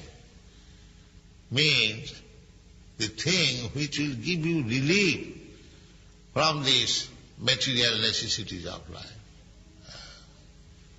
That is the advice. We are mistaken. We are, in this morning walk we saw that such a big nation, but the problem is food problem. Early in the morning at 6 o'clock they are going to work. They are going to work. Why? Now, for finding out the necessities of life. So what is this civilization? Early in the morning, 6 o'clock, according to Vedic civilization, one should rise early in the morning and chant Hare Krishna, perform Mangalarati, worship the deity. This is the morning business. But the richest nation of the world, they are going to work at 6:30 for earning their bread. Is it very good progress of life? And the whole day they will have to work. Not only here, everywhere. For earning their daily bread, they have to go 50 miles, 100 miles away from home. And every city, in India also the same thing, in Bombay, they are coming 100 miles off and hanging in the daily passenger railway. Very serious condition. And it is stated in the Śrīmad-Bhāgavatam that a human being at the end of the Kali Yuga will have to work. They are already working like an ass. And actually they will have to work like an ass simply to get their bread. The progress will be this. And not only that, the foodstuff, especially the sattvic foodstuff, like fruits, vegetables, milk, rice, wheat, sugar, these things will be not available. Completely stopped. So, gradually we shall make such advancement. I have seen practically, I went to Moscow, and at least for us, it was very difficult to live there. There is no rice supply, there is no wheat supply, very rarely, no vegetables, no fruits, some rotten fruit like raspberry. And so, at least for us it was very difficult. Of course, milk is available and flesh, that you can have as much as you like. So, that is not human life. Human life is here described. That Kaviraj Goswami, Mat sarva sapadam bhojo, radha madana mohana. Our only asset should be the lotus feet of Krishna along with Radharani. Madan Mohan, Krishna is so beautiful that he is more attractive than the Cupid, Madan Mohan. Madan means Cupid. Cupid is supposed to be the most beautiful person within the universe. Krishna is still more beautiful. Kandarpa koti kavaniya vishesha shobham. That is described in the Shastra. And when Krishna was present, we know from the Shastra, from the evidences, that Krishna was attracted to so many gopis. The gopis were the most beautiful women, and Krishna was attracted to them. So just imagine how much beautiful was Krishna. Not only to the gopis, there were 16,108 queens of Krishna. Therefore his name is Krishna. He is attractive to everyone. Jayatang surito panga mamo. So why he should not be attractive to fallen souls like us? So that is the position of Krishna.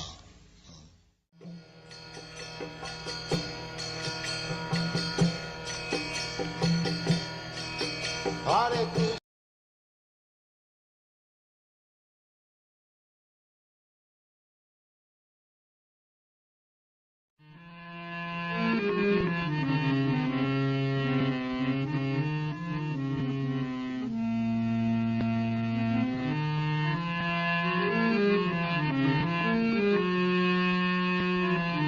Hare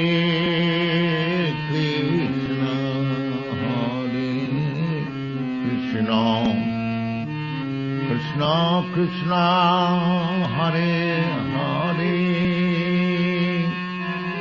Hare Rama, Hare Rama, Rama Rama, Hare Hare, Hare Krishna,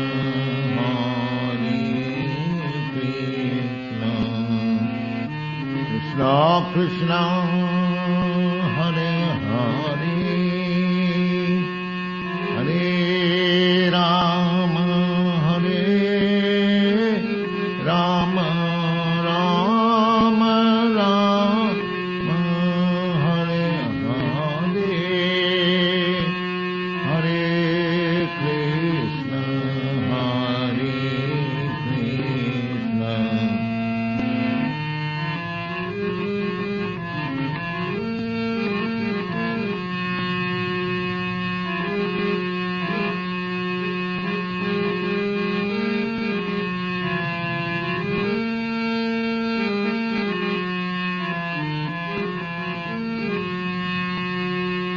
Hare Krishna, Hare Krishna, Krishna Krishna, Hare Hare, Hare Rama, Hare Rama, Rama Rama, Hare Hare, Hare Rama, Hare Rama, Rama Rama, Hare Hare, Hare Krishna, Hare Krishna, Krishna Krishna, Hare Hare, Hare Krishna,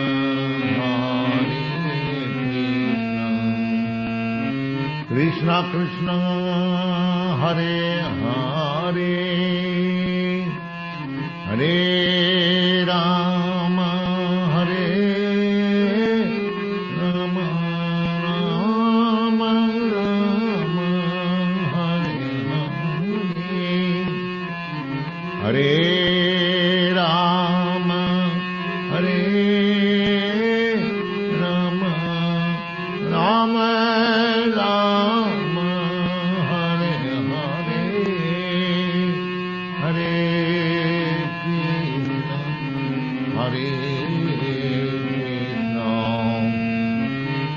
Krishna Krishna Hare Hare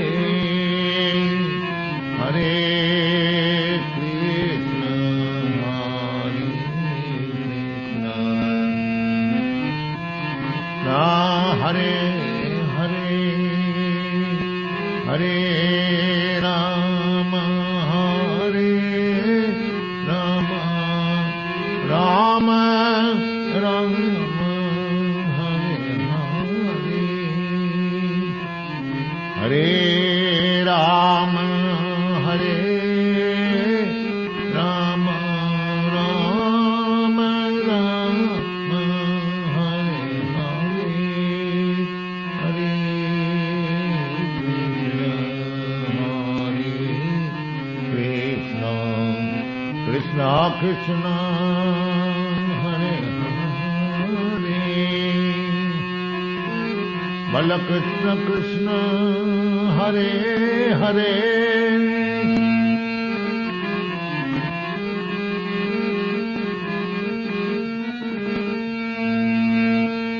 Bala Krishna Krishna Hare Hare Hare Krishna Hare Krishna Bala Krishna Krishna Hare Hare Hare Krishna Hare Krishna Krishna Krishna Hare Hare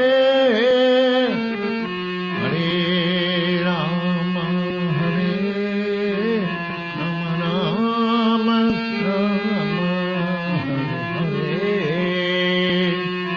Hare Rama Hare Rama Rama Rama Hare Hare Hare